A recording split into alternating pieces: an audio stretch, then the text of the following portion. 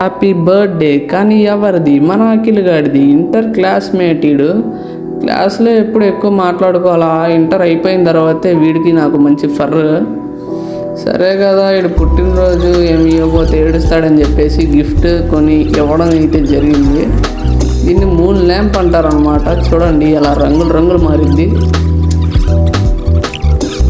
పుట్టినరోజుగా మనోడు పార్టీ ఇవ్వాలిగా, సరే అని బండి మీద బయలుదేరాం.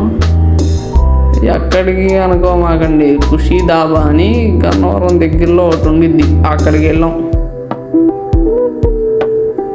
మనోడికి ఎంత చెప్పినా ఇంట్లా, అక్కడ ఉంటాయిరా పరోటాలు అంటే వినట్లా, అయిపోతాయేమో అని చెప్పి స్పీడ్గా వెళ్తున్నాడు. ఇంకా ఖుషీ దాబాకి అయితే వచ్చేసాం అనమాట.